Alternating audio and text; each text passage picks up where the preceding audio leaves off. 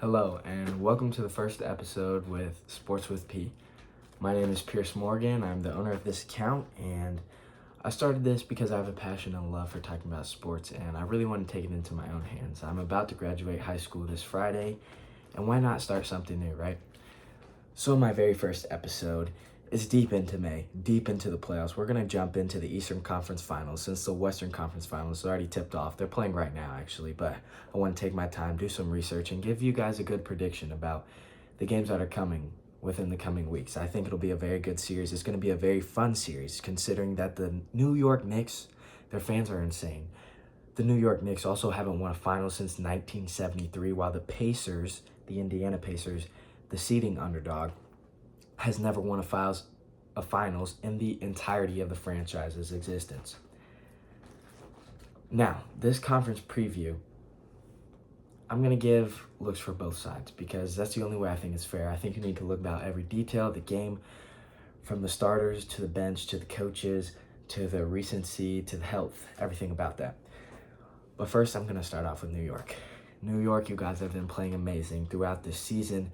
You're doing amazing. In the playoffs, you kicked it up a notch. I mean, you played a red-hot Pistons team first round. You beat them in 6. You showed up in the clutch multiple times. Jalen Brunson proved he was that dude. New York already knew that. Now the nation does, for sure. They go on to play the defending champion Boston Celtics, win the first 2 games in their house, continue to beat them in 6. They've won 8 games. They've played 12. 8-4 is not too bad. Win 2 for every 1 you lose. Now, Jalen Brunson, the 2025 Clutch Player of the Year, has been on a burner in the playoffs. He averaged 26 points per game during the regular season, which is amazing. He's bumped that up to 28.6, almost 29. I'm pretty sure he has multiple 40 balls. Dropped 1 against the Pistons. Like, that dude, the lefty, is insane. And it's pretty cool, his story, because, his father played in New York. Played, as he said, he did play. He was on the team. Way more than I'll ever get to. Karl Anthony Towns, he's on the boards. He's averaging over 11 a game. You got guys like Mikal Bridges, Josh Hart, and OG Anunoby. They lock up on defense. OG has been playing particularly well in the playoffs, scoring-wise. They have multiple two-way guys. Mikal Bridges won games against the Boston Celtics because of his defense. Literally game 1 and game 2, he got the game-winning steal in both games. I was watching that live. Now, I do want to say that their roster, they only go about 7 deep. They got McBride off the bench. They have Mitchell Robinson off the bench. Mitchell Robinson helps Karl Anthony Towns with the rebounds a lot, and he really needs to continue to do that against a deep Pacers roster within the series. I also want to point out their coach, Tom Thibodeau. He won a finals in 2008. He knows how to get this team to the glory land. Now, right now, we're going to talk about making it out the East, but I do want to bring up the times that these coaches have won the finals. New York's last ring was 1973. They're a big market team. We know that. Everyone knows the Knicks. You've heard of the Knicks. They're historical, but they've been bad for so long. It feels like they're one of those, teams in the middle, stuck in the middle, stuck at the bottom middle, trying to make their way up. Now they finally broke through, and they legitimately have a chance this year, considering the fact there's only one seed, no 2 seed, a 3-4, and a 6. There's going to be a great year for the playoffs, and it already has been. I cannot wait for the finish. We're going to move to the Pacers. The Pacers have played 10 games and won 8. They're 8-2 in the playoffs. They beat the Bucks in 5 with Giannis Antetokounmpo. They beat the Cavs in 5, who is the number 1 seed in the East. There's not a hotter team out here than the Indiana Pacers right now. Pascal Siakam, Spicy P, is taking most of the scoring on his back, averaging 18.8 a game. But I do want to say the Pacers are deep scoring-wise. They have 6 players in double figures. Halliburton's averaging 17.5 and 9, which also attributes the Indiana Pacers average 9.8 more assists than the New York Knicks. That's 10 more assists, which is 20 to 30 points just off assist. Jalen Brunson, you're going to have to go crazy again. But let me get back to the Knicks. You got 6 double-figure players. Like I said, Pascal Siakam, Tyrese Halliburton. We're going to go into Miles Turner averaging 16.5. Andrew Nembhard and Aaron Naismith are both averaging 14.5, while Benedict Mathurin is averaging 10.9. I know he was banged up a little bit, but he's still that dude. He's still a scorer. He's also a really athletic player who can guard. That's also what I want to say about the Pacers. Even though these guys don't average 10 points, they get a lot of rotational minutes because of their athleticism, how they can guard, and their experience. Experience, I want to say TJ McConnell. That dude is quick. He's crafty. He gets steals. He makes plays. That's perfect for the playoffs. Obi Toppin, it's going to be his revenge series. He came from the Knicks, man. He went to doing East Base in the Garden to dunking all over players for Indiana. This one's going to be fun for him. I'm excited to see how he plays. I'm excited to see how the fans treat him because he wasn't, like a star guy on the Knicks, but he made some pretty cool plays, just like he did at Dayton. Now, I already said their first round and second round results. The Pacers have never won the NBA Finals, but Rick Carlisle has a ring in 2011 with the Mavericks with Dirk. Now, do I think the Pacers have anybody on Dirk's level right now? No. But do I think they have a really deep team, a really talented roster? Yes, I do. They've proved that. They just beat Giannis. Now, I know Giannis didn't have the most help this year. Dame was battling injuries. The Cleveland Cavaliers were the 1 seed. They were a deep team. Garland and Mobley, they were battling injuries early, much as Damian Lillard. They came back. Donovan Mitchell got hurt. This Knicks team is healthy. They still 1-5. They're dominant. They know how to finish games. While the Knicks have the clutch player of the year, Jalen Brunson. You want to talk about finishing games? He is literally the best at doing that this season. Man, this one is going to be insane. I'm super excited to watch it. One point I want to bring up, the Pacers, man. They're the Indiana Pacers. Like I said, those teams that were stuck in the middle, I brought the Knicks into it, even though they're a big market. This is a smaller market team in the Indiana Pacers that has been stuck in the middle. They have been stuck in the middle. They've recently started making the playoffs. Halliburton's been helping them a lot with that. They haven't got, to where they want to go. They're there now. They're there now. They are red hot right now. With that being said, their element of surprise is gone. I do say they smacked the Bucks, They surprised them, caught them off their feet. Even though they beat them the year before, you still have Giannis. I'm not expecting the Bucks to lose in 5. They go to the number 1 seed, Cleveland Cavaliers. Cleveland, some of their players were injured. They weren't too worried. They should have been. Pacers 1-5. Now this Knicks team is hungry. The Bucks have recently won a championship. The Cleveland Cavaliers were dominating all season long. This Knicks team is hungry, man. The city of New York is hungry. If you didn't see what they did after they won that 6th game against Boston in the streets of New York, you need to look that up because the fans, as much as the players, want this so bad. The entire city of New York.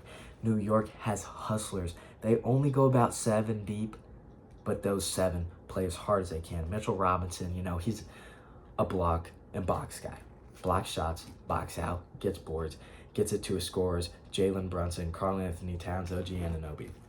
They sit too. This is going to be a great battle defensively from both sides. I don't think there's a bad defender on either team that gets a lot of minutes. I'm looking at the roster. Brunson, he's not the best defender, but Halliburton doesn't average the 28 that he does, so it evens his way out. These teams are really similar. And I want to bring up the Pacers again. Their surprise is gone, but they swing hard and first in every series so far this year. The New York Knicks have done the same. They've been there punch for punch. So point 1 that I'm going to make is who's going to swing early? Who's going to bring the hardest punch? Madison Square Garden is going to be going crazy. There's nothing to deny about that. Those fans are hungry. Probably the hungriest people in the world right now. They need this ring more than anyone. It's going to be going crazy. Is Tyrese Halliburton built for that? Have you seen what he's been doing? I think so.